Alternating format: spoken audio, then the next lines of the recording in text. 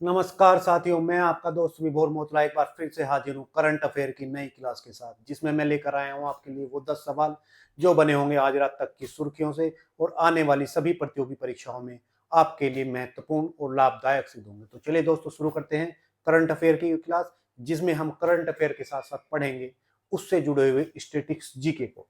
तो आज की क्लास की शुरुआत करते हैं आज के मोटिवेशन कोटेशन के साथ। राह संघर्ष की जो चलता है वो ही संसार को बदलता है। जिसने रातों से जंग जीती सुबह सूर्य बनकर वही चमकता है। दोस्तों, जब हमें अगर सूर्य बनकर चमकना है या अपने लक्ष्य को हासिल करना है तो हमें रातों को आज उसमें ईंधन की तरह झोंकना होगा। यानी आज के समय को हमें ईंधन बनाकर उस तपस्या में झोंकना होगा जिसका फल हम चाहते हैं। जिसकी तपस्या जितनी अधिक एकाग्रता से की गई होगी वो उतनी ही जल्दी अपने लक्ष्य को प्राप्त करेगा। दोस्तों, हम सब चाहते तो हैं कि नौकरी मिले, अच्छा पैसा कमाएं, लेकिन हमारा जो लक्ष्य है उससे हम भटक जाते हैं और सोचते हैं आज नहीं पढ़ेंगे, कल से पढ़ लेंगे, कल नहीं पढ़ेंगे, परसों से पढ़ लेंगे। पर दोस्तों, ये जो आपका मन है ये आपको कभी पढ़ने नहीं देगा। अगर आप रात को पढ़ने बैठोगे तो ये आपको बोलेगा सुबह से पढ़ते हैं। सुबह जब आप उठना चाहोगे तो थोड़ा लेट करेगा, लेट करने के बाद फिर आपको धिक्कारेगा, अरे तुझसे ना पढ़ा जाएगा, अब क्या पढ़ेगा तू। तो ये आपका मोटिवेशन भी डाउन कर देगा। उस मोटिवेशन को उठाने के लिए हमें लगातार पढ़ते रहना है। एक बार आप अपनी फुल एफर्ट से पढ़ के देखिए, अगले दिन जो आपको खुशी मिलेगी वो किसी और चीज से नहीं मिल सकती। तो चलिए दोस्तों, शुरू करते हैं आज की क्लास को क्वेश्चन नंबर 1 के साथ। आज का पहला क्वेश्चन है आप सभी के लिए, हाल ही में भारत और अमेरिका के बीच नया रक्षा समझौता किस शहर में संपन्न हुआ है?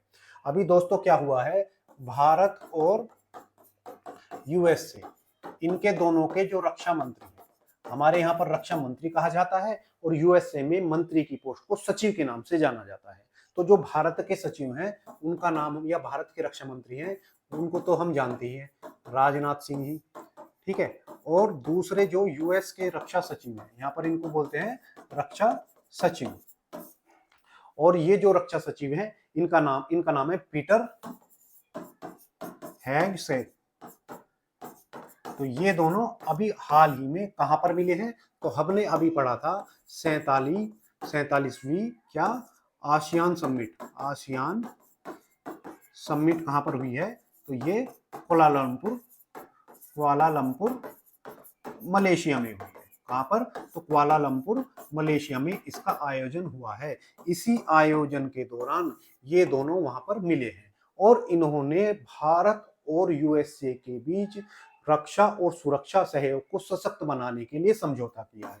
और ये समझौता कितने वर्षों का है? तो ये समझौता अगले 10 वर्षों के लिए है, ठीक है, 10 वर्षों के लिए, ठीक। लेकिन आप कहोगे कि भैया रक्षा समझौता क्यों करना है? क्यों करना है? रक्षा समझौता करना है समुद्र में व्यापार के लिए। दोस्तों, पहले से ही जिसका समुद्र पर ज्यादा अधिकार रहा है या जो समुद्र में ज्यादा शक्तिशाली रहा है वो विश्व में बड़ी अर्थव्यवस्था रहा है। जैसे पुर्तगाली भारत में समुद्र के रास्ते से आए और उन्हें अंग्रेजों ने समुद्र में यानी हरा दिया, तो अंग्रेजों की बड़ी शक्ति हुई तो उस पर भारत पर राज किया, क्योंकि व्यापार जो होता है हमारा समुद्र के माध्यम से होता है। तो इसका उद्देश्य क्या है? तो हम बात करें इसके उद्देश्य की, तो इंडो पैसिफिक क्षेत्र में क्या ब्लू इकोनॉमी को बढ़ावा देना, ब्लू इकोनॉमी को बढ़ावा और रक्षा और सुरक्षा करना। यानी जो हमारा हिंद और प्रशांत महासागर का क्षेत्र है उसमें रक्षा को मजबूत करना, ये इनका उद्देश्य है। अब आप कहोगे कि भारत का पैसिफिक से क्या मतलब और अमेरिका का हिंद महासागर से क्या मतलब? तो दोस्तों, एक बार हम मैप में चलते हैं, ठीक है। तो ये है हमारे हैग्सेट और ये हमारे रक्षा मंत्री राजनाथ सिंह, जिनके बीच क्या हुआ, अभी समझौता हुआ है। अब हम बात करते हैं हिंद महासागर की। हिंद महासागर कौन सा क्षेत्र है? तो ये क्षेत्र है। और इससे जुड़ा हुआ क्षेत्र कौन सा है? पैसिफिक, ठीक है, हिंद और पैसिफिक। अगर बात करें इस क्षेत्र की, तो इस क्षेत्र में तेल का व्यापार विश्व में सबसे ज्यादा व्यापार होता है। अब यहाँ पर भारत की स्थिति ऐसी है कि उस पूरे क्षेत्र पर भारत आसानी से नियंत्रण रख सकता है। तो अमेरिका को जरूरत है कि भारत का सहयोग मिले। साथ ही अगर यहाँ बात करें, ये आप जल संधि देख रहे होंगे। जल संधि एक बार मैं आपको जूम करके भी दिखाता हूँ। भारत के अगर हम पूर्व में चले तो यहाँ पर आपको देखने को मिलेगा क्या, अंडमान निकोबार। अंडमान निकोबार के सामने ये आपको देश देख रहा है, क्या इसका नाम है, मलेशिया। मलेशिया और नीचे ये इंडोनेशिया, और इन दोनों के बीच में ये जो जल संधि है इसका नाम है मलक्का जल संधि। मलक्का जल संधि। अब इस मलक्का जल संधि के मुंह पर देखेंगे आप, यहाँ तक क्या है, भारत के टापू हैं, यानी अंडमान निकोबार है। अगर भारत इसको यहाँ पर नेवल ब्लॉकेज कर दे तो पूरा जो अरब देशों से व्यापार होता है तेल का, यहाँ से होकर जो जाता है वो पूरा क्या हो जाएगा, रुक जाएगा। इसलिए भारत की यहाँ पर स्थिति काफी मजबूत है। ठीक है, तो इसलिए अमेरिका भी चाहता है कि भारत उसके साथ में सहयोग करे। कुछ दिन पहले हमने देखा था कि जो 22वीं भारत आसियान शिखर सम्मेलन हुआ था उसमें भी समुद्री सुरक्षा पर चर्चा की गई थी, यानी भारत इतना महत्वपूर्ण यहाँ पर है। चलिए अब बात करते हैं किसकी, तो ये हो गया भारत। अब बात करते हैं अमेरिका की। अमेरिका को एक बार फिर से हम रिवाइज कर लेते हैं। तो भारत जो कहां पर है, एशिया महाद्वीप में, और भारत से अगर हम पश्चिम की ओर चलें तो यहाँ पर पड़ता है हमारा नॉर्थ अमेरिका महाद्वीप। ये कौन सा महाद्वीप है, तो उत्तरी अमेरिका महाद्वीप। इसके नीचे वाला महाद्वीप ये हुआ हमारा दक्षिणी अमेरिका महाद्वीप। तो जो हमारा एक उत्तरी अमेरिका महाद्वीप है ऊपर वाला, इसमें एक देश है, क्या, उस देश का नाम है संयुक्त राष्ट्र अमेरिका, यानी यूएसए। ठीक है, संयुक्त राज्य अमेरिका इसका नाम है। अब इस अमेरिका के बारे में हम भौगोलिक स्थिति पढ़ते हैं और जानते हैं कि हमारी परीक्षा की दृष्टि से कौन कौन से क्वेश्चन यहाँ से महत्वपूर्ण है। तो ये जो आपको येलो कलर का क्षेत्र दिख रहा है ऊपर वाला, ये है यूएसए। इसके नीचे वाला जो देश है इसका नाम है मैक्सिको, जिसकी राजधानी भी मैक्सिको सिटी है। अब दोनों के बीच सीमा बनती है, लेकिन ये सीमा किसके द्वारा निर्धारित की जाती है, वैसे तो सीमा किसके द्वारा, सीमा रेखा के द्वारा निर्धारित की जाती है, लेकिन कुछ जगहों पर प्राकृतिक सीमा बनती है, यानी कुछ प्राकृतिक चीजें सीमाएं बनाती हैं। उसमें से एक ऐसी ही नदी है जिसका नाम है रियो डी ग्रांडे नदी। Rio de Grande. और ये जो नदी है ये यूएसए और मैक्सिको के बीच में प्राकृतिक सीमा का निर्धारण करती है। अब इसकी ऊपर वाली सीमा जो है, इससे ऊपर कौन सा देश है, कनाडा। क्या देश है, तो कनाडा, और जिसकी राजधानी क्या है, ओटावा। ठीक है, ओटावा इसकी राजधानी। अब अमेरिका और कनाडा के बीच में भी सीमा का निर्धारण होगा, लेकिन इसका सीमा का निर्धारण दो चीजों द्वारा होता है। एक तो यहाँ पर 5 झीलें हैं, उनके द्वारा निर्धारण होता है, और जो ये आपको सीधी लाइन दिख रही है ये एक अक्षांश से बांटी हुई लाइन है, यानी पृथ्वी को अगर ये गोल है तो हमने इनको कुछ डिग्रियों में बांटा गया है, ऐसे ऐसे करके। जैसे बीच वाली 0 डिग्री, उससे 1 2 3, और नीचे भी 1 2 3 ऐसे करके बांटा गया है। अगर 0 डिग्री से नीचे जाते हैं तो हमारा साउथ है, और ऊपर जाते हैं तो नॉर्थ है। ठीक है, क्या है, नॉर्थ, यानी ऊपर वाला हिस्सा नॉर्थ है और नीचे वाला हिस्सा साउथ है। तो हम ये हमारी क्या हो गई, भूमध्य रेखा यहाँ पर होगी, तो ये ऊपर वाला हिस्सा क्या हुआ, नॉर्थ। अगर मैं बात करूं तो यहाँ पर जो अक्षांश रेखा गुजरती है उसका नाम है 49 डिग्री नॉर्थ, यानी उत्तरी अक्षांश, जो कनाडा और यूएसए के बीच में सीमा का निर्धारण करती है।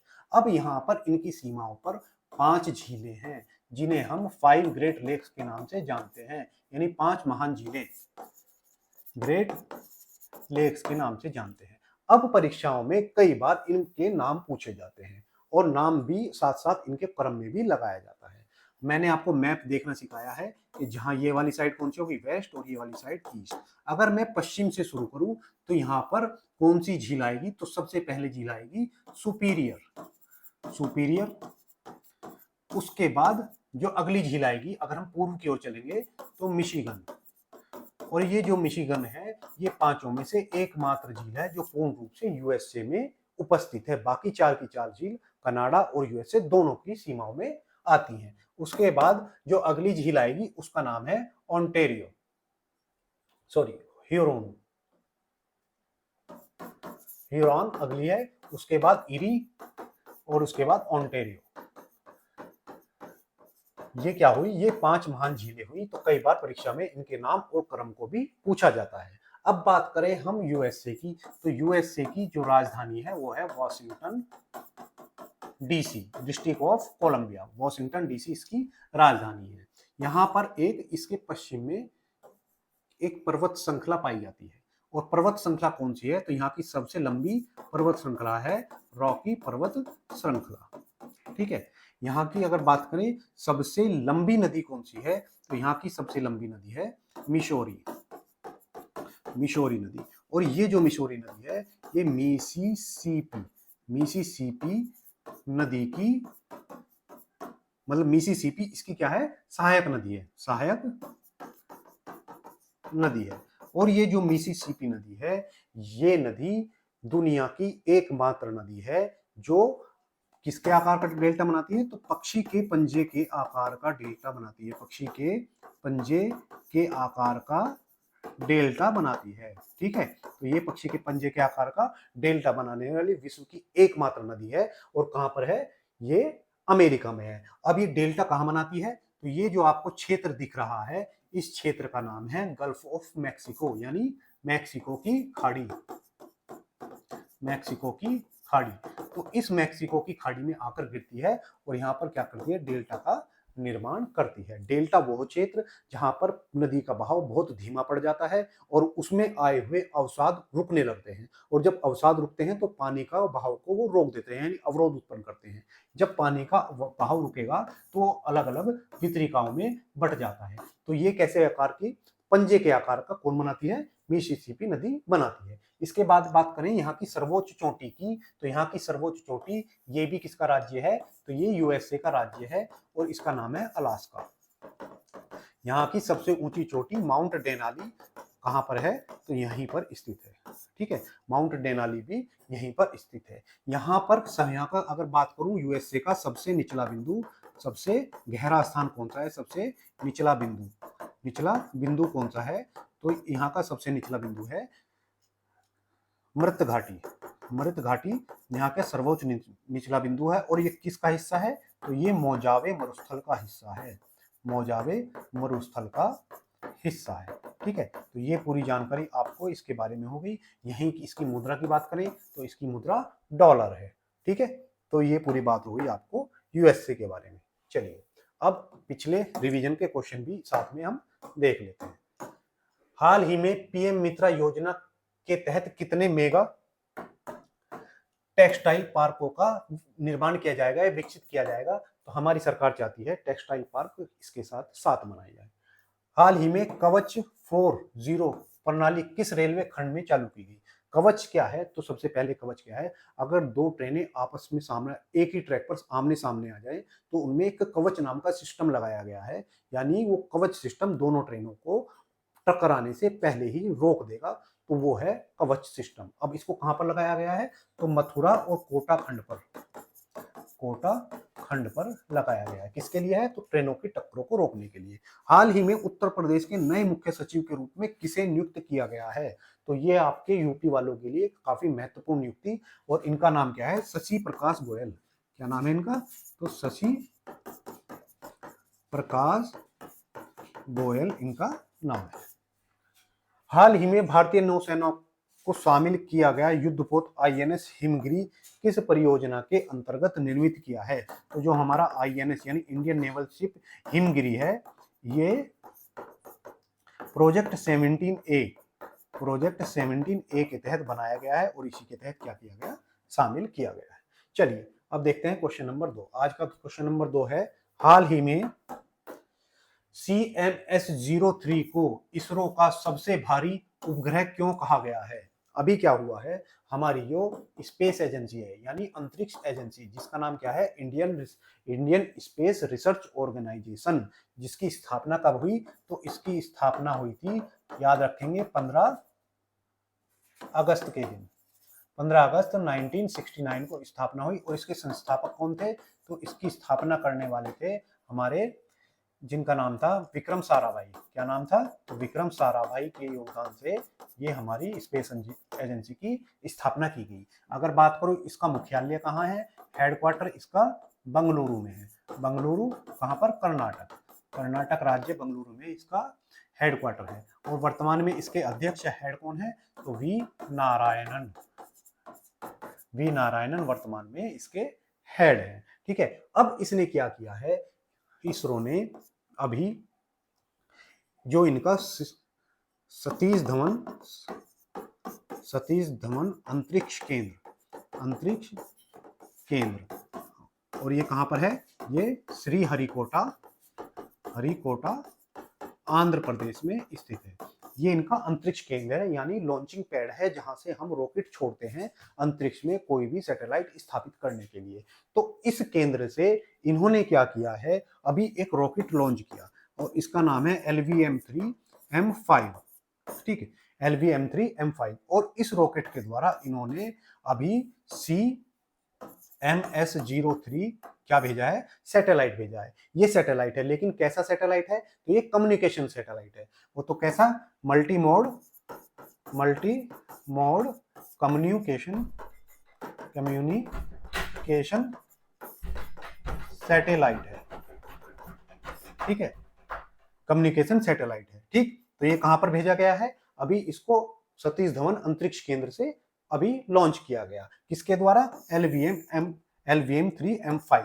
ये क्या है, LVM-3M5 यानी इसकी 5वीं उड़ान है। आपने चंद्रयान 3 को सुना होगा, चंद्रयान 3 ये किससे छोड़ा गया था, तो LVM-3M4 यानी उसकी 4थी उड़ान थी। LVM-3 जिसे हम बाहुबली के नाम से भी जानते हैं, बाहुबली भारत का सबसे शक्तिशाली रॉकेट लॉन्चर, यानी जो भारत का सबसे शक्तिशाली रॉकेट लॉन्चर है, उसका नाम है LVM-3। इसे हम पहले GSLV के नाम से जानते थे, GSLV के नाम से जानते थे, लेकिन अब इसका नाम बदलकर हमने LVM-3 कर दिया है। इसकी जो 4थी उड़ान थी उसके साथ ही हमने चंद्रयान लॉन्च किया था, और चंद्रयान के द्वारा हमने चांद के दक्षिणी ध्रुव पर अपना रोवर उतारकर विश्व के पहले देश बने थे ऐसा कारनामा करने वाले, ठीक है। तो अभी इन्होंने इस रॉकेट को भेजा गया है, और ये अभी तक का भारत के द्वारा या इसरो के द्वारा भेजा गया, छोड़ा गया सबसे भारी उपग्रह है, ठीक है। यानी भारत ने इससे बड़ा अभी तक नहीं छोड़ा था इसके पहले, अब इसको छोड़ा गया है। अगर मैं बात करूं आपको इसके बारे में कि ये कहां पर छोड़ा गया है, तो ये छोड़ा गया है CMS-03 को हमने जियो सिंक्रोनस कक्षा में स्थापित किया है। अब आप बोलेंगे कि सर ये जियो सिंक्रोनस होता क्या है। देखो दोस्तों, ये है हमारी पृथ्वी, ठीक है। अब पृथ्वी को अगर हम 2 हिस्सों में बांट दें, तो यहाँ पर हम एक रेखा खींचते हैं जिसे विषुवत रेखा या भूमध्य रेखा कहते हैं, जो 0 डिग्री पर खींची जाती है। अब इस भूमध्य रेखा से अगर हम 200 मीटर से और 2000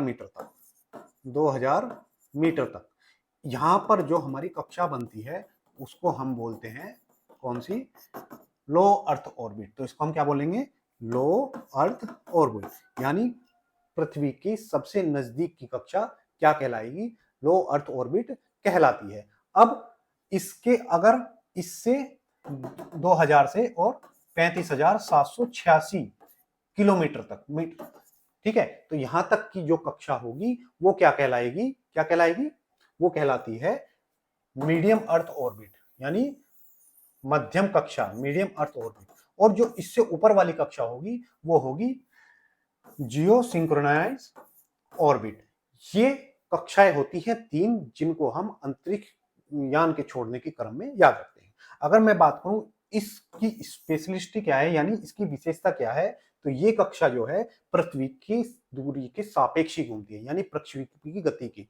अगर पृथ्वी ऐसे घूम रही है और यहाँ पर हमने सैटेलाइट छोड़ दिया, तो अगर मैंने दिल्ली के ऊपर सैटेलाइट छोड़ा, तो पृथ्वी की जो पश्चिम से पूर्व की तरफ घूमने की गति है और इस सैटेलाइट की घूमने की गति बराबर होगी, ठीक है। यानी इससे क्या फर्क पड़ेगा, अगर मुझे आपको नेटवर्क चाहिए दिल्ली के ऊपर, तो हमारा सैटेलाइट हमेशा दिल्ली के ऊपर ही रहेगा और वहीं से हमें लगातार क्या मिलता रहेगा, नेटवर्क मिलता रहेगा। नीचे वाली कक्षाओं में वो जो हमारा सैटेलाइट होगा उसकी स्पीड बढ़ जाएगी। अगर पृथ्वी एक चक्कर लगाएगी तो उतने समय में ये सैटेलाइट कई चक्कर पृथ्वी के लगा लेंगे। इसलिए हम जियो सिंक्रोनाइज जो अर्थ ऑर्बिट है उसमें अपने सैटेलाइट संचार उपग्रह छोड़ते हैं, ठीक है।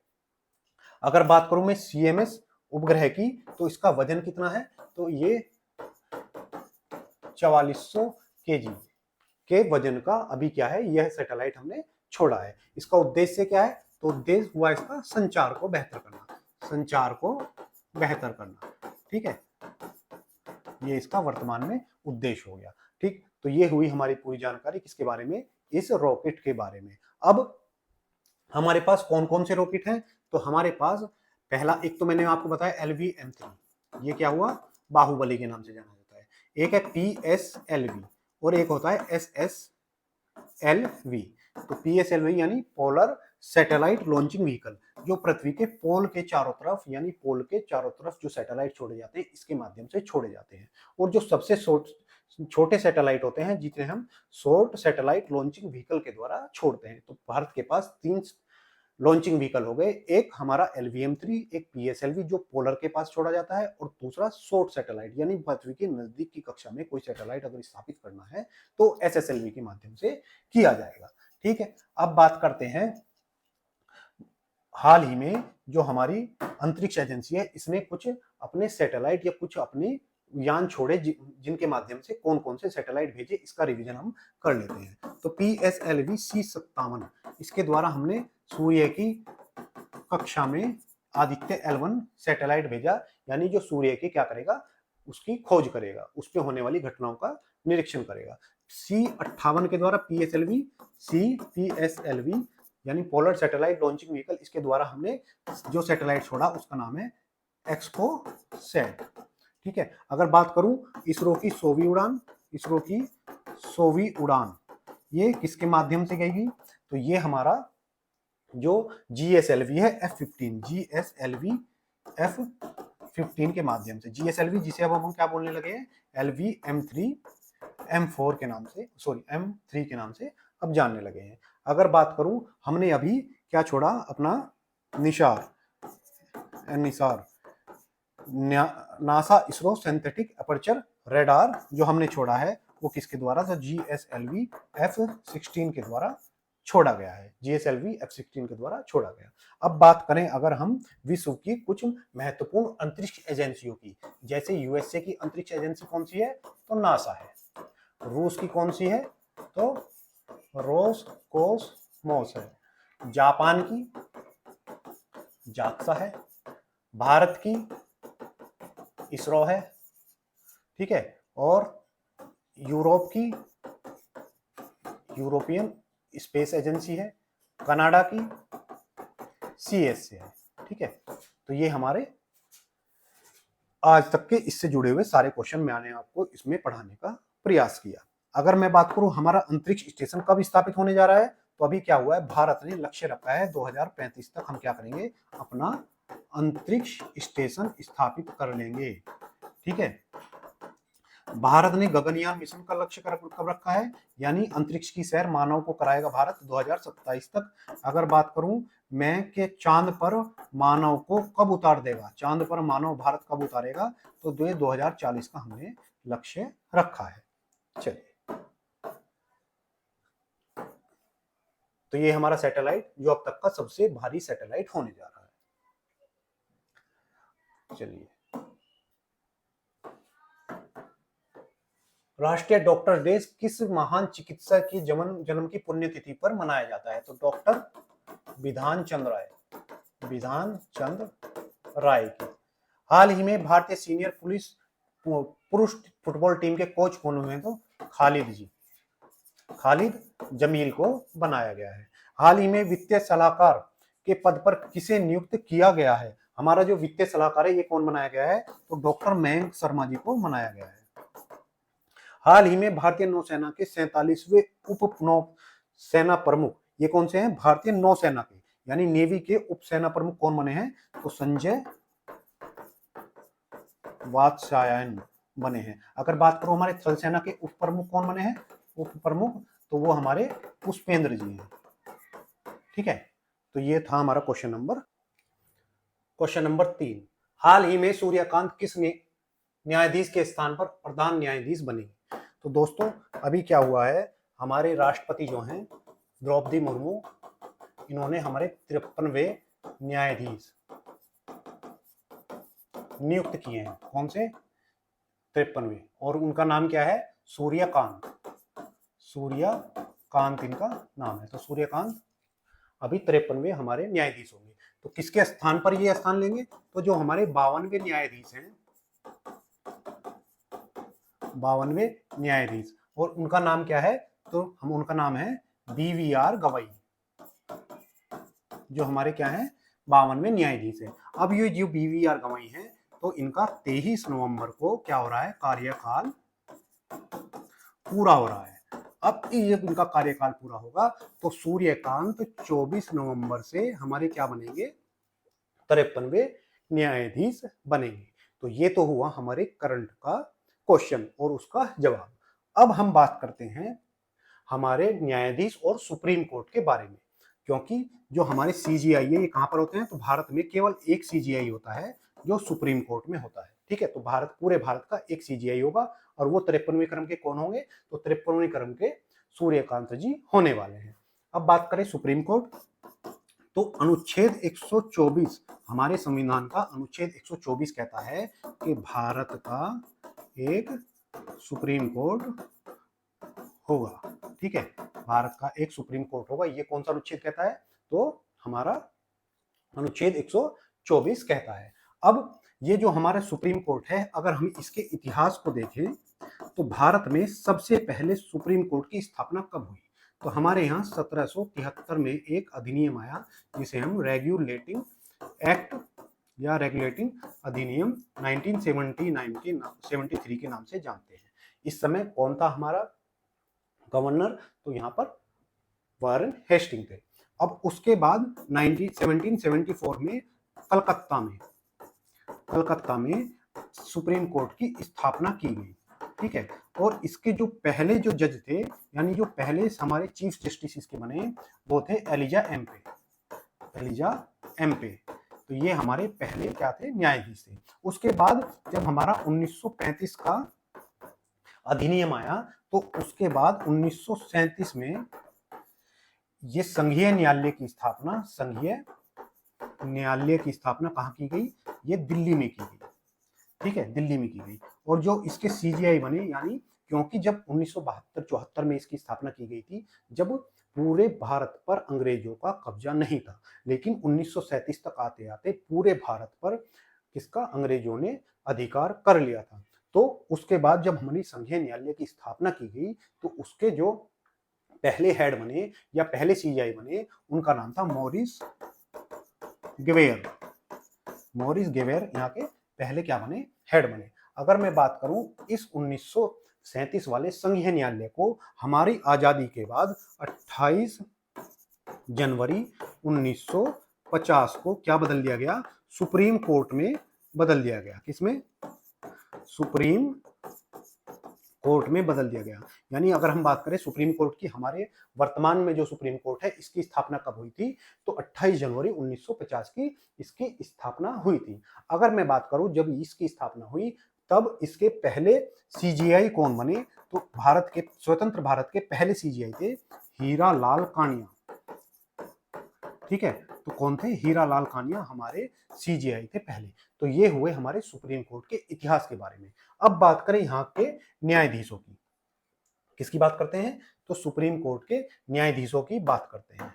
ठीक है, हमारे यहाँ का अनुच्छेद 124(5) जो हमारे न्यायाधीश हैं, उनकी सुप्रीम कोर्ट के न्यायाधीश की योग्यताओं के बारे में वर्णन करता है कि हमारे सुप्रीम कोर्ट में जो न्यायाधीश हैं उनकी योग्यताएं क्या होंगी। ये अनुच्छेद 124(5) बताता है और ये कहता है कि जो हमारा यहाँ का न्यायाधीश बनेगा, उसके लिए पहली शर्त होगी कि वो भारत का नागरिक होना चाहिए।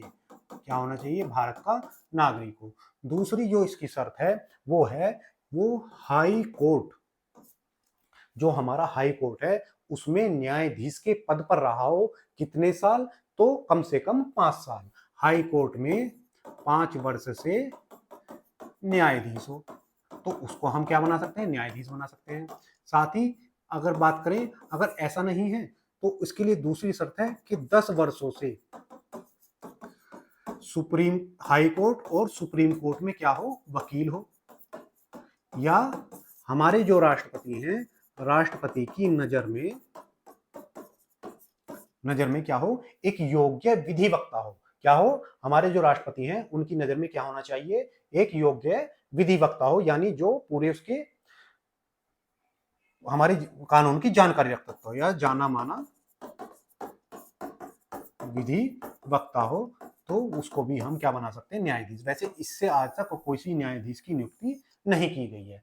तो ये हुई हमारी शर्तें, जो योग्यताएं जो हमारे न्यायाधीश को चाहिए। उसके बाद अगर मैं बात करूं इनकी नियुक्ति की, तो इनकी नियुक्ति कौन करता है, तो इनकी जो नियुक्ति होती है वो राष्ट्रपति करता है, राष्ट्रपति। लेकिन इसके लिए सलाह किसकी लगती है, तो सलाह होती है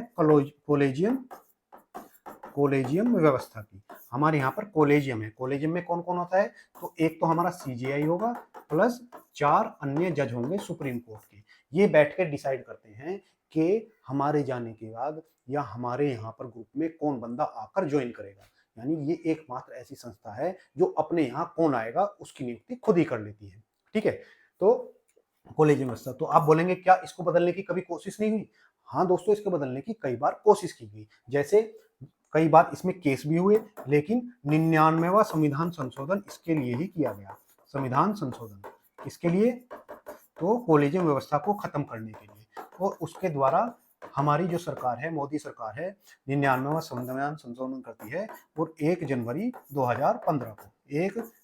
2015 को संविधान संशोधन करती है। और उसके बाद कहलाती है एनजीएसी, नेशनल जुडिशरी अपॉइंटमेंट कमीशन बनाती है। और इसमें क्या था, इसमें इन्होंने एक सीजीआई को रखा, 2 वरिष्ठ न्यायाधीश, ठीक है, वरिष्ठ जज सुप्रीम कोर्ट के, प्लस एक कानून मंत्री और प्लस 2 जाने माने विधिवक्ता, इनको रखा गया। लेकिन सुप्रीम कोर्ट को यह बात कहां पसंद आने वाली कि हमारी नियुक्ति में कोई और कोई दखल देगा। इसके लिए सुप्रीम कोर्ट ने इसको क्या कर दिया, अवैध घोषित कर दिया। कारण क्या बताया गया कि ये जो कानून मंत्री है ये इसमें नहीं होना चाहिए था। क्यों नहीं होना चाहिए था, क्योंकि हमारे यहाँ जो अनुच्छेद 50 है वो कहता है कि न्यायपालिका और कार्यपालिका पृथक्करण दोनों एक दूसरे के काम में कोई अड़ंगा नहीं लगाएंगे। और ये न्यायपालिका है और जो कानून मंत्री होता है वो किसका है, कार्यपालिका का हिस्सा है। इसलिए इसको देखते हुए इसको रद्द कर दिया गया और तब से हमारे यहाँ कोलेजियम व्यवस्था फिर से चालू हो गई। ठीक है, अगर बात करें सीजीआई की नियुक्ति की, तो सीजीआई की नियुक्ति हमारे राष्ट्रपति द्वारा की जाती है। राष्ट्रपति द्वारा की जाती है किस पर, तो वरिष्ठता के सिद्धांत पर। वरिष्ठता के सिद्धांत पर। वरिष्ठता का सिद्धांत कैसे, तो वरिष्ठता का सिद्धांत ऐसे लगाया जाता है कि जिसका कार्यकाल सबसे ज्यादा लंबा है, जिसकी उम्र ज्यादा है, वरिष्ठ वो नहीं होगा। जिसने सुप्रीम कोर्ट में जज के तौर पर ज्यादा लंबे समय तक कार्य किया है वो वरिष्ठ इसमें माना जाता है। अगर बात करें इसका कार्यकाल होता कितना है, तो 65 वर्ष इसका कार्यकाल होता है। जो अपना ये शपथ कौन दिलाता है, तो इनको शपथ भी राष्ट्रपति दिलाते हैं या राष्ट्रपति द्वारा कोई नियुक्त व्यक्ति इनको दिलाता है। इनका वेतन, तो हमारे यहाँ पर जो जज हैं उनका वेतन 2.2 लाख है और जो हमारे सीजीआई हैं उनका वेतन 2,80,000 प्रति महीना है। तो ये हुई पूरी जानकारी क्वेश्चन नंबर 3 से जुड़ी हुई। और अब ये जो है हमारे क्या बनेंगे, 53वें न्यायाधीश के रूप में नियुक्त किए जाएंगे। हाल ही में बिम्स्टेक पारंपरिक संगीत महोत्सव किस शहर में आयोजित किया गया, तो ये नई दिल्ली में। हाल ही में पश्चिमी रेलवे ने किस 155 वर्ष पुरानी रेल लाइन को हेरिटेज ट्रेन संचालन फिर से शुरू किया है। यानी पश्चिम रेलवे ने जो 155 साल पुरानी रेलवे लाइन थी उसको दोबारा से शुरू किया है। तो बोरीबंदर ठाणे रेलवे लाइन को दोबारा से शुरू किया गया है। हाल ही में वैश्विक मत्स्य उत्पादन में भारत की रैंक कौन सी है, तो भारत की रैंक दूसरी है। हाल ही में इसरो किस देश के सहयोग से ब्लू बर्ड सैटेलाइट लॉन्च करने की तैयारी कर रहा है, तो यूएस से, यानी अमेरिका के सहयोग से भारत का इसरो क्या करेगा, ब्लू बर्ड सैटेलाइट लॉन्च करेगा। चलिए अब देखते हैं क्वेश्चन नंबर 4। क्वेश्चन नंबर 4 है, हाल ही में IMW 2025 ने विशाखापत्तनम पोर्ट में कितने रुपए का बड़ा करार किया है। अभी क्या हुआ है, हमारा जो विशाखापत्तनम पोर्ट है उसने अभी 39,216 करोड़ क्या किया है, समझौता किया है। समझौता किस लिए किया गया है, जो हमारे पोर्ट हैं उनका डेवलपमेंट करने के लिए, ठीक है, पोर्ट का क्या करने के लिए, डेवलपमेंट करने के लिए किसके साथ किया है, तो IMW के साथ किया है, ठीक है। तो IMW 2025 में क्या किया गया है, ये समझौता किया गया। अब ये बोलेंगे कि IMW क्या है, तो अभी क्या हुआ, मुंबई में इंडियन मैरीटाइम वीक का आयोजन किया गया। इंडियन मैरीटाइम वीक 2025 का आयोजन किया गया और यहीं पर क्या हुआ, विशाखापत्तनम पोर्ट ने 39,216 करोड़ का क्या किया है, अभी समझौता किया है, ठीक है। तो ये समझौता क्या है, तो आप इधर देख सकते हैं। तो इसमें क्या होगा, तो इसमें जो हमारा विशाखापत्तनम पोर्ट है, इसमें परियोजनाएं चलाई जाएंगी, जैसे आंध्र प्रदेश सरकार की दुर्गराज पट्टनम प्रमुख पोर्ट शिपयार्ड और रिएक्टर क्लस्टर बनाया जाएगा। मैकॉन इंडिया का लॉजिस्टिक सुधार हेतु इसमें काम किया जाएगा। NBCC इंडिया लिमिटेड का हार्बर पार्क भूमिका का विकास किया जाएगा और हॉन्डको को कार्गो बर्थ मशीनरी आधुनिकरण किया जाएगा। रेलवे विकास, मतलब ये भी जितने पोर्ट पर डेवलपमेंट के कार्य हैं इस 39,216 करोड़ में आप कर सकते हैं। आपको ये सब कार्य रखने की जरूरत नहीं है याद, बस करना किसने करार किया है और कहां पर करार हुआ है, कहां पर हुआ इंडियन मैरीटाइम वीक, उसको आपको याद रखना है। अगर अब बात आई है पोर्ट की, तो मैं आपको पोर्ट के बारे में पूरी जानकारी यहाँ पर देने की कोशिश करता हूँ। तो सबसे पहले ये वाला राज्य कौन सा है, तो ये वाला गुजरात, और यहाँ पर कौन सा पोर्ट है, तो कांडला पोर्ट। आपसे कोई पूछे कांडला पोर्ट कहाँ पर है, पोर्ट का मतलब बंदरगाह, बंदरगाह जहाँ पर पानी के जहाज आकर खड़े होते हैं और उनसे सामान उतार कर और दूसरा सामान उनमें रखा जाता है, उसको हम पोर्ट कहते हैं। यानी जैसे बसों का बस स्टैंड होता है, ऐसे ही पोर्ट का पोर्ट स्टैंड होता है, ठीक है, जिसको हम बंदरगाह के नाम से जानते हैं। ये हमारा महाराष्ट्र, और महाराष्ट्र में मुंबई पोर्ट है। यहाँ पर एक नया एक पोर्ट और है जिसे हम किस नाम से जानते हैं, JNPT यानी जवाहरलाल नेहरू पोर्ट टर्मिनल, ठीक है, जवाहरलाल नेहरू पोर्ट, या इसको नवाया शिवाय नाम से भी जाना जाता है। इसके बाद अगर बात करें गोवा में, तो मुर्मुगांव, ये मंगलोर बंदरगाह कहां पर है, तो ये कर्नाटक में है। यहाँ पर केरल में कोच्चि पोर्ट, जिसे हम किसे अरब सागर की रानी के नाम से भी जानते हैं। इधर बात करूं मैं कलकत्ता में, तो वेस्ट बंगाल में, पश्चिम बंगाल में कलकत्ता हुआ। यहाँ पर उड़ीसा पारादीप, उड़ीसा में कौन सा है, पारादीप।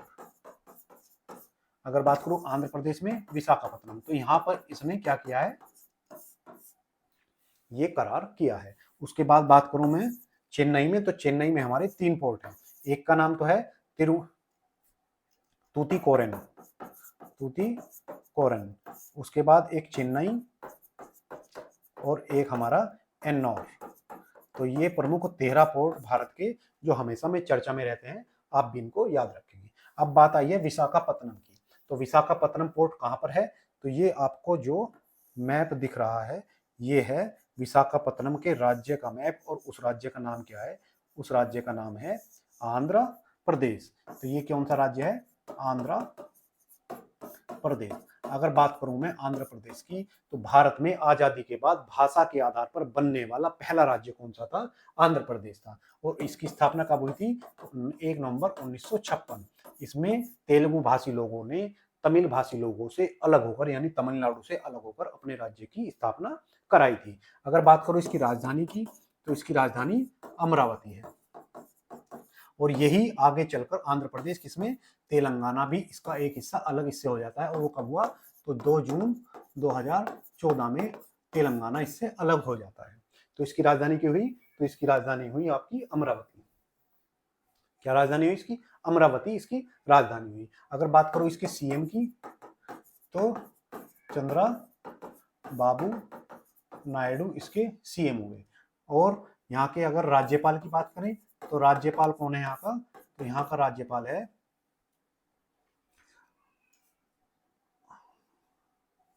जस्टिस, राज्यपाल का नाम जस्टिस S अब्दुल नजीर। तो ये यहाँ के राज्यपाल हैं, ठीक है। अगर बात करूं यहाँ के कुछ नृत्यों की, तो यहाँ पर कौन कौन से फेमस नृत्य किए जाते हैं या उत्सव मनाए जाते हैं। तो सबसे पहले हम बात करते हैं यहाँ के नृत्य की। नृत्य तो सबसे पहला कुचिपुड़ी, जो भारत का एक शास्त्रीय नृत्य भी है। बोनालू, बोनालू, ठीक है। कुचिपुड़ी, बोनालू, लामड़ी। तो कुचिपुड़ी, बोनालू, लामड़ी, वीरनाट्यम, वीर नाट्यम, ठीक है। तो ये यहाँ के कुछ महत्वपूर्ण क्या हुए, नृत्य हुए। अगर बात करें यहाँ के नेशनल पार्क की, तो यहाँ पर 3 प्रमुख नेशनल पार्क पाए जाते हैं। पहला पापीकोंडा, पापीकोंडा, राजीव गांधी और श्री वेंकटेश्वर। तो ये 3 नेशनल पार्क यहाँ पर पाए जाते हैं। अगर बात करूं यहाँ पर चुनाव के आधार से कि यहाँ पर कितनी सीटें राज्यसभा की हैं और कितनी सीटें लोकसभा की, तो लोकसभा की यहाँ 25 सीटें हैं और राज्यसभा की यहाँ पर 11 सीटें हैं। अगर बात करें विधानसभा और विधान परिषद, देखो भारत में 6 ऐसे राज्य हैं जिन पर यहाँ पर विधान परिषद पाई जाती है। यूपी, बिहार, महाराष्ट्र, कर्नाटक और आंध्र प्रदेश और तेलंगाना, सब जगह क्या है, विधान परिषद है। अगर बात करो विधानसभा में कितनी सीटें हैं, तो विधानसभा में यहाँ पर 175 सीटें हैं और विधान परिषद में यहाँ पर 58 सीटें हैं। चलिए, हाल ही में 600 वर्ष बाद किस ज्वालामुखी में विस्फोट हुआ है। तो अभी जो उसके कमचटका प्रायद्वीप पर एक ज्वालामुखी है जिसका नाम है क्रासानिनिकोव। तो इस ज्वालामुखी में अभी क्या हुआ है, विस्फोट अभी दर्ज किया गया है। हाल ही में भारत का पहला make in India green hydrogen plant किस राज्य में स्थापित किया जाएगा। तो जो भी पहला पहला हो उसको आप बहुत अच्छे से याद रखेंगे, ठीक है। तो किस में किया जाएगा, गुजरात में, ठीक। हाल ही में भारत किस देश के को पीछे छोड़कर दुनिया का 5वां सबसे बड़ा विमान बाजार बना। विमानन बाजार यानी जिसमें आवाजाही के लिए विमान की आवश्यकता होती है, तो ये यूके यानी यूनाइटेड किंगडम को हमने पीछे छोड़ दिया है। शतरंज ई स्पोर्ट्स वर्ल्ड कप का पहला संस्करण कहाँ आयोजित किया गया। तो शतरंज ई स्पोर्ट्स का पहला रियाद, और रियाद कहाँ पर है, सऊदी अरब में। क्वेश्चन नंबर 5, हाल ही में राष्ट्रीय एकता दिवस 2025 किसकी 150वीं जयंती के अवसर पर मनाया गया।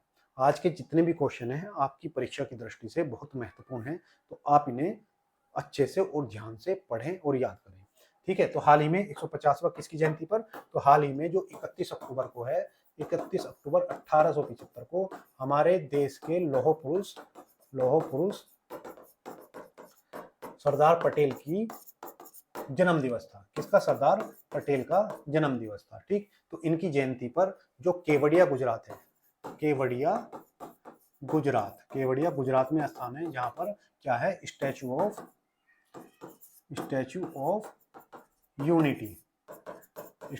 यूनिटी, जो सरदार पटेल की प्रतिमा है, सरदार पटेल की प्रतिमा। और ये क्या है, विश्व की सबसे ऊंची प्रतिमा है, विश्व की सबसे ऊंची प्रतिमा भी यही है, ठीक है, सबसे ऊंची प्रतिमा भी यही है। अब इसके द्वारा क्या किया गया है, यहाँ पर किसका आयोजन किया गया, एक समारोह का आयोजन किया जिसमें हमारे पीएम मोदी ने भी भाग लिया। यहाँ पर किसने, पीएम मोदी ने श्रद्धांजलि दी, किसको, श्रद्धांजलि दी सरदार पटेल को। साथ ही यहाँ पर एक परेड का भी आयोजन किया गया और एकता परेड के नाम से जाना गया। एकता परेड क्यों, क्योंकि ये इनका भारत को एक करने में महत्वपूर्ण योगदान है, इसलिए इनके नाम पर एकता परेड का योगदान किया गया, जिसमें 16 टुकड़ियों ने भाग लिया, 16 टुकड़ियों ने भाग लिया और जिसमें से बीएसएफ, सीआरपीएफ और कई राज्यों की पुलिस भी, राज्य पुलिस भी इसमें शामिल हुई, ठीक है, राज्य पुलिस भी इसमें शामिल हुई। साथ ही इन्होंने यहाँ पर निर्णय किया गया है कि 1 से और 15 नवंबर के बीच हम क्या मनाएंगे, तो यहाँ पर एक पर्व का आयोजन किया गया जाएगा जिसे भारत पर्व के नाम से जाना जाएगा। तो भारत पर्व का आयोजन भी किया जाना है यहाँ पर, ठीक है। तो भारत पर्व का आयोजन यहाँ पर किया जाएगा 1 से 15 तारीख के बीच में। तो ये पूरी जानकारी हुई हमारे करंट से जुड़े हुए क्वेश्चन की। आप इनकी प्रतिमा को यहाँ पर देख सकते हैं, ये एक प्रतिमा है जिसे हम स्टैचू ऑफ यूनिटी के नाम से जानते हैं और विश्व की सबसे ऊंची प्रतिमा है जो सरदार पटेल की कहां पर बनाई गई है, केवड़िया गुजरात में बनाई गई है, नर्मदा नदी के तट पर। अब बात करते हैं सरदार पटेल से जुड़े इतिहास के बारे में, क्योंकि इनके इतिहास के बारे में भी हमें जानना बहुत आवश्यक है। चलिए, तो सरदार पटेल जो हमारे स्वतंत्रता में एक महत्वपूर्ण योगदान देने वाले व्यक्ति रहे, इनके जन्म की बात करें तो इनका जन्म हुआ था 31 अक्टूबर 1875 को। ठीक है, इनको लौह पुरुष के नाम से भी जाना जाता है। लौह पुरुष क्यों? क्योंकि इन्होंने भारत के एकीकरण में भारत को एकीकृत किया। एकीकृत कैसे किया? जब हमारा देश आजाद हुआ तो लगभग 572 से ज्यादा रियासत छोटी छोटी रियासतों में बटा हुआ था। आज जो भारत आपको दिखता है, इसमें कहीं बड़ौदा की रियासत, कहीं भोपाल की रियासत, कहीं कश्मीर की रियासत, कहीं जूनागढ़ की रियासत, ये सब शामिल थे। अब जैसे ये हमारा भारत है, ठीक है, तो ये क्या हुआ, हमारा भारत हुआ। अब जब देश आजाद हुआ तो यहाँ पर मुख्य 3 राज्य थे। एक का नाम था जूनागढ़, यहाँ पर जो आज आप हैदराबाद सुनते हो ये, और एक यहाँ पर जम्मू कश्मीर। ये 3 राज्य थे जिनको भारत और पाकिस्तान के बीच में डिस्प्यूट था, क्योंकि अंग्रेजों ने कहा था रियासतों को ये अधिकार है कि वो किसी के भी साथ, भारत या पाकिस्तान के साथ जा सकती हैं। अब ये जब बागडोर भारत के एकीकरण की भारत के पहले गृह मंत्री और पहले उप प्रधानमंत्री सरदार पटेल के हाथों में आई, तो उसमें जूनागढ़ में उन्होंने क्या किया, जूनागढ़ जिसका शासक एक मुस्लिम था, यानी मुस्लिम नवाब के इस पर शासन था, तो यहाँ पर जनमत संग्रह कराया गया।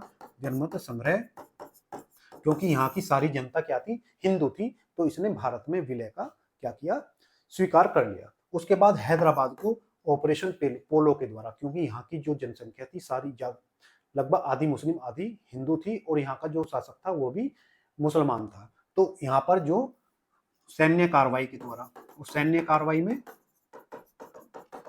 ऑपरेशन पोलो के द्वारा हमने हैदराबाद को सरदार पटेल ने भारत में शामिल किया। अगर बात करें जम्मू कश्मीर की, तो जम्मू कश्मीर को भी भारत में लगभग शामिल कर लिया गया था, लेकिन वहां पर नेहरू के हस्तक्षेप के कारण रायता फैल गया। और किस लिए? तो इसको विलय पत्र के द्वारा, विलय पत्र पर किसने साइन किए थे? तो जहां जो यहाँ के राजा हरि सिंह थे, उस समय पर उन्होंने विलय पत्र के माध्यम से भारत में इसको शामिल किया गया था। अगर बात करें कि इनको सरदार की उपाधि किसने दी, तो सरदार की उपाधि इन्होंने, एक आंदोलन हुआ था जिसे हम बारडोली के आंदोलन के नाम से जानते हैं, जिसे बारडोली सत्याग्रह के नाम से जानते हैं। ये किसानों का आंदोलन था और यहाँ पर बहुत बड़ी संख्या में महिलाएं शामिल हुई थी। तो महिलाओं की जब सरदार पटेल ने उनकी अगुवाई की और उनको इस आंदोलन में सफलता प्राप्त हुई, तो उसके बाद क्या किया गया, इनको वहां की महिलाओं ने क्या दिया था, तो सरदार की उपाधि दी थी। ठीक है, अगर मैं बात करूं सरदार पटेल के बारे में और, तो इनके बारे में, इनको भारत का लौह पुरुष कहा जाता है। साथ ही एकीकरण करने के लिए इनको भारत का बिस्मार्क की संज्ञा भी दी जाती है। तो भारत का अगर बिस्मार्क पूछे कौन है, तो सरदार पटेल है। उसके बाद अगर मैं बात करूं कि इन्होंने कभी कांग्रेस की अध्यक्षता भी की, क्योंकि अंग्रेजों के टाइम में हर साल कांग्रेस का अधिवेशन होता था, तो कांग्रेस के अधिवेशन की अध्यक्षता इन्होंने कब की थी, तो इन्होंने 1931 में की थी। 1931 में जब कराची में क्या हुआ था, कांग्रेस का अधिवेशन हुआ था, इन्होंने तब उसकी अध्यक्षता की थी। और ये अधिवेशन काफी महत्वपूर्ण है, क्योंकि इस समय भगत सिंह को फांसी दी जा चुकी थी और अंग्रेजों ने, जो गांधी जी ने मिलकर उनको फांसी दिलाई, तो उसके खिलाफ लोगों में क्या था, बड़ा गुस्सा था। जब कराची गांधी जी पहुंचे तो उनको वहां पर काले झंडे भी दिखाए गए। तो ये थी सरदार पटेल जी से जुड़ी हुई सारी बातें। साथ ही यहाँ पर एक सिक्का और डाक टिकट भी हमारे प्रधानमंत्री मोदी जी द्वारा जारी किया गया। हाल ही में किस राज्य की विधानसभा पूरी तरह से सौर ऊर्जा संचालित वाली पहली राज्य विधानसभा बनी है? तो दिल्ली की बनी है। हाल ही में किस नेता ने कर्तव्य भवन का उद्घाटन किया? तो हमारे पीएम मोदी जी ने किया। हाल ही में किस नेता ने कर्तव्य भवन का उद्घाटन किया? तो पीएम मोदी जी ने किया। एक क्वेश्चन दो बार। हाल ही में किस वर्ग के लिए सरकार ने अपना घर विश्राम सुविधा, तो जो हमारे ट्रक ड्राइवर होते हैं उनके लिए शुरू की गई है। क्वेश्चन नंबर 6, हाल ही में भारत और ऑस्ट्रेलिया के बीच सेमीफाइनल मुकाबला किस स्थान पर खेला गया है? तो भारत और ऑस्ट्रेलिया के बीच महिलाओं का विश्व कप अभी क्या हुआ है, महिला क्रिकेट विश्व कप, इसका आयोजन हो रहा है। और आयोजन कहां पर हो रहा है, भारत और श्रीलंका दोनों में इसका आयोजन हो रहा है। ठीक है, अभी क्या हुआ, भारत का मुकाबला हुआ सेमीफाइनल, और सेमीफाइनल में भारत के सामने जो टीम थी वो बड़ी खतरनाक थी, क्योंकि 2017 से अब तक वो एक भी मैच वर्ल्ड कप का नहीं हारी थी। यानी भारत के सामने एक ऐसी टीम से सेमीफाइनल में मुकाबला था जो लगातार 2017 से वर्ल्ड कप के सारे मैच जीतती आ रही थी और पिछली बार की विश्व चैंपियन टीम भी थी। भारत और ऑस्ट्रेलिया के बीच यह मुकाबला मुंबई के डीवाई पाटिल स्टेडियम में शुरू हुआ, जहां पर ऑस्ट्रेलिया ने पहले बैटिंग करते हुए 338 का लक्ष्य दिया, जो 50 ओवर में पहाड़ जैसा लक्ष्य था।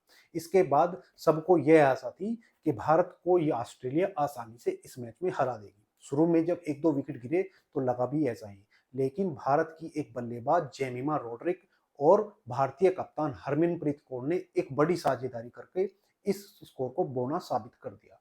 आप इस बात से अंदाजा लगा सकते हैं कि जेमिमा रोड्रिक, जो पिछले दिनों काफी चर्चाओं में भी रही थी, उन्होंने शतक करने के दौरान भी बाद भी बल्ला हवा में नहीं उठाया। यानी उनकी एकाग्रता इतनी दृढ़ थी कि वो सिर्फ मैच जीतने पर ध्यान दे रही थी। जहां आजकल शतक बनाने के बाद पुरुष बल्लेबाज हो या महिला बल्लेबाज ऐसे हवा में उछलते कूदते हैं मानो उन्होंने कोई देश जीत लिया हो, लेकिन जेमिमा रोड्रिक की ये जो एकाग्रता थी वो देखने वाली थी।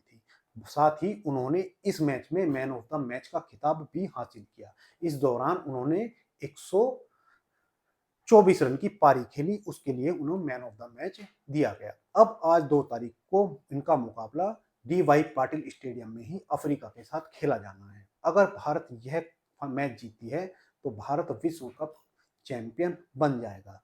तो आज देखते हैं भारत क्या कर पाता है। हमारी सबकी दुआएं भी भारतीय क्रिकेट टीम के साथ हैं। तो चलिए, परीक्षा में जो जुड़े हुए क्वेश्चन है उनको हम अब इसमें लिख लेते हैं। स्थान कहां पर, तो सेमीफाइनल ऑस्ट्रेलिया प्लस इंडिया के बीच।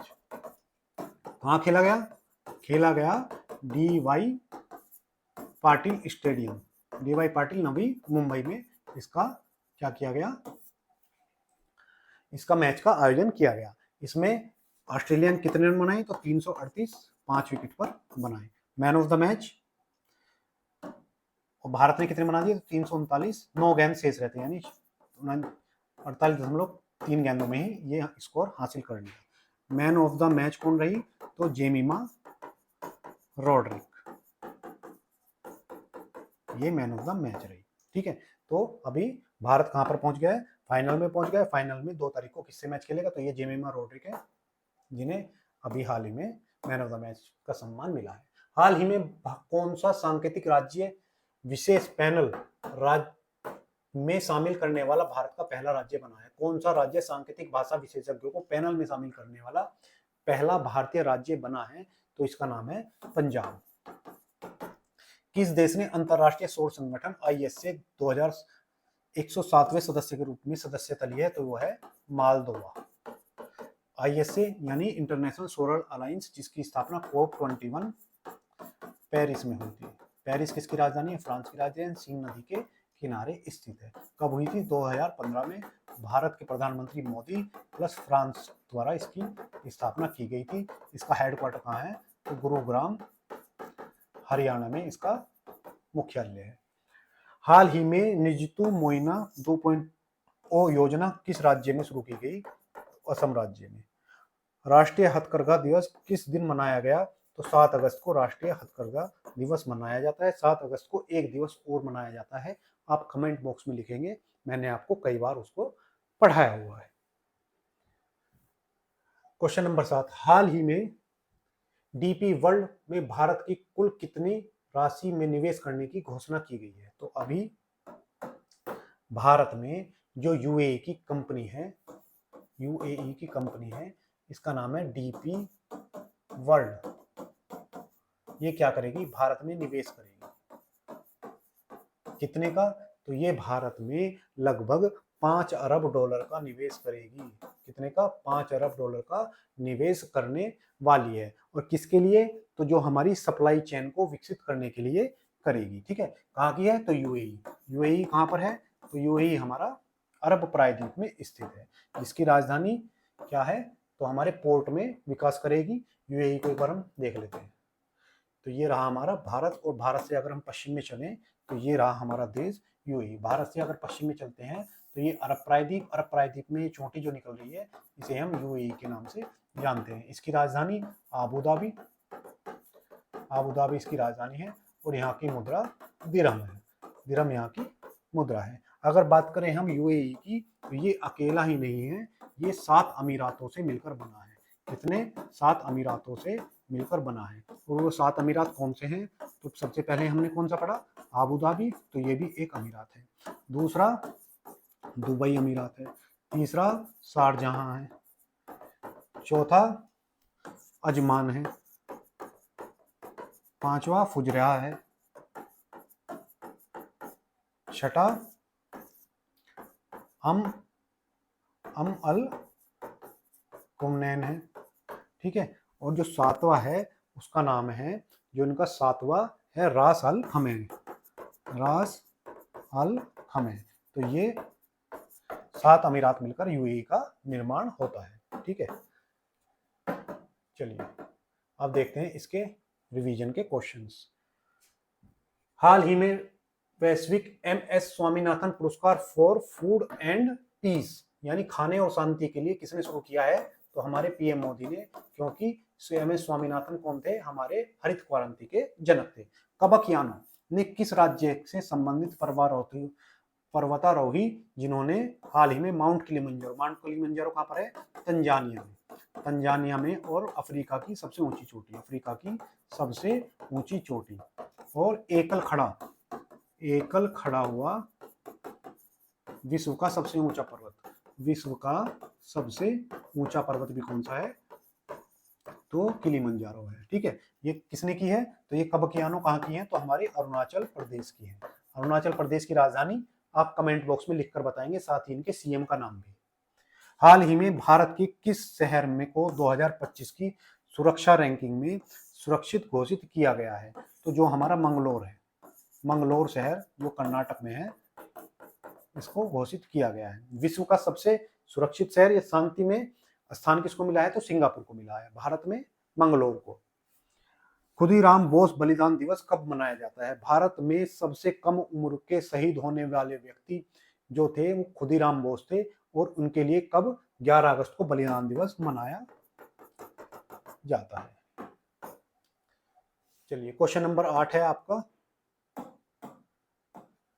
हाल ही में 92 साल के पॉल बिया किस देश के राष्ट्रपति बने हैं? तो अभी किसके बने हैं? पॉल बिया। आप पहले पॉल बिया को देख लीजिए, फिर मैं इनकी आपको कारनामे बताता हूँ। ये भाई जो आपको देख रहे हैं, ये कितने साल के हैं? 92 वर्ष के हैं। किस देश के हैं? तो कैमरून देश के हैं। राष्ट्रपति हैं, और कितने साल से? तो ये लगभग 43 साल से, पिछले 43 साल से क्या हैं? राष्ट्रपति हैं। और विश्व में सबसे लंबे समय तक राष्ट्रपति बनने का रिकॉर्ड इन्हीं के नाम है। ठीक है, तो विश्व के सबसे समय तक राष्ट्रीय अध्यक्ष रहने वाले नेता कौन है? तो बिया हैं, और इन्हें अभी हाल ही में 53.66% वोट मिले हैं, और ये फिर से जीत गए हैं। इनका तो हमारे नीतीश कुमार जी से भी ज्यादा भयंकर रिकॉर्ड है। हमारे नीतीश कुमार जी को तो कहा जाता है कि मैं ही सीएम था, हूं और रहूंगा। ये कहते होंगे कि मैं ही राष्ट्रपति था, हूं और रहूंगा। कहीं ऐसा ना हो अपनी कबर वबर पर भी ये राष्ट्रपति बनाकर चले जाएं कि अब राष्ट्रपति का पद खत्म, मेरी कब्र ही राष्ट्रपति रहेगी, आप प्रधानमंत्री से काम चला लो। तो चलिए रहे हैं, अब जानते हैं कैमरून कहाँ पर है। तो सबसे पहले आप ये देख रहे हैं अफ्रीका। अफ्रीका जो जनसंख्या और क्षेत्रफल में विश्व में एशिया के बाद दूसरा महाद्वीप है। यहाँ पर एशिया में यह है गिनी की खाड़ी। किसकी खाड़ी है? गिनी की खाड़ी। ये जो आपको एरिया दिख रहा है, ये क्या है? गिनी की खाड़ी है। क्या है? ये वाला क्षेत्र क्या है? गिनी की खाड़ी। इस गिनी की खाड़ी के पूर्वी हिस्से पर आपको ये येलो कलर में एक देश दिख रहा है, जिसका नाम है कैमरून। कैमरून इसका नाम है, और युवांडे इसकी क्या है, राजधानी है। तो यहाँ का ही क्या बने हैं, राष्ट्रपति चुने गए हैं। काकोरी कांड दिवस कब मनाया जाता है? तो काकोरी कांड दिवस कब मनाया जाता है? तो काकोरी कांड दिवस कब मनाया जाता है? ये मनाया जाता है 9 अगस्त को। विश्व शेर दिवस 10 अगस्त को। हाल ही में भारत का पहला ड्रोन AI आधारित कृत्रिम वर्षा जयपुर में कराई जाएगी। जयपुर में कृत्रिम वर्षा कराई जाएगी ड्रोन से। और विश्व हाथी दिवस 12 अगस्त को मनाया जाता है। क्वेश्चन नंबर 9 देख लेते हैं। हाल ही में रविंद्रनाथ टैगोर की कांस्य प्रतिमा का अनावरण कहाँ किया गया? तो हमारे जो बीजिंग स्थित भारतीय दूतावास है, बीजिंग कहाँ पर, चीन में, चीन के बीजिंग में भारत का जो दूतावास है वहां पर इसका किया गया है। किसका अनावरण किया गया है? तो ये हमारी प्रतिमा है गुरु रविंद्रनाथ टैगोर की। गुरु रविंद्रनाथ टैगोर के बारे में आप जानते होंगे, ठीक है, जिन्होंने हमारा क्या लिखा, हमारा राष्ट्रीय गान, राष्ट्रीय गान बांग्लादेश का राष्ट्रीय गान इनके द्वारा ही लिखा गया। इन्हें 1913 में क्या मिला था, साहित्य का नोबेल मिला था, साहित्य का नोबेल। और पहले एशियाई जो नोबेल प्राप्त करने वाले थे साहित्य का यही थे। और किसके लिए? तो इनकी गीतांजलि, कौन सी पुस्तक थी इनकी? तो गीतांजलि उपन्यास के लिए इन्हें दिया गया। साथ ही इन्हें क्या, नाइटहुड की उपाधि, नाइटहुड की उपाधि भी मिली थी अंग्रेजों द्वारा। नाइटहुड की उपाधि मिली थी जो जलियांवाला बाग के बाद, जलियांवाला बाग कांड के बाद इन्होंने क्या की थी, वापस लौटा दी थी। ठीक है, तो गुरु रविंद्रनाथ टैगोर द्वारा किम प्रतिमा का स्थापना की गई है। हाल ही में सिलिनेक्स, सिलिनेक्स अभ्यास किसके बीच होता है? तो भारत प्लस श्रीलंका। हाल ही में केंद्र सरकार ने GST को सरल बनाने के लिए किन 2 नए स्लैब देने का प्रस्ताव किया है? 15 और 18। अब 2 ही रहेंगे, 0, 5, 12, 18 और 28 के बाद हटाने के बाद अब सिर्फ 2, 5 और 8 के टैक्स रहेंगे। हाल ही में भारत 2023 में राष्ट्रमंडल खेलों की मेजबानी के लिए किस शहर में? अहमदाबाद में। हाल ही में फॉक्सकॉन ने किस भारतीय शहर को आईफोन का उत्पादन शुरू किया है? तो ये बंगलुरु में शुरू किया है। फॉक्सकॉन ने आईफोन का उत्पादन बंगलुरु में शुरू किया है। आज का 10वां और अंतिम क्वेश्चन देख लेते हैं। हाल ही में क्रिकेट में उनकी सेवाओं के लिए किसे नाइटहुड की उपाधि दी गई है? तो जो इंग्लैंड के तेज गेंदबाज हैं जेम्स एंडरसन, और जो विश्व में सबसे ज्यादा विकेट लेने वाले, विश्व में टेस्ट क्रिकेट में सबसे ज्यादा विकेट लेने वाले गेंदबाज हैं, सबसे ज्यादा विकेट लेने वाले क्या हैं? तेज गेंदबाज। क्या है इनका नाम? James Anderson. इनको अभी क्या मिली है? तो इन्हें नाइटहुड की उपाधि दी गई है अंग्रेजों द्वारा, क्योंकि ये किससे हैं? तो ये इंग्लैंड के क्रिकेटर हैं। तो ये थे हमारे आज के 10 क्वेश्चन और उनसे जुड़ा हुआ स्टैटिस्टिक्स जी। दोस्तों, अगर हमारा ये प्रयास आपको पसंद आया हो तो कृपया वीडियो को लाइक जरूर करके जाया कीजिए, ठीक है, और अपने दोस्तों के साथ साझा करें और चैनल को सब्सक्राइब करें। धन्यवाद।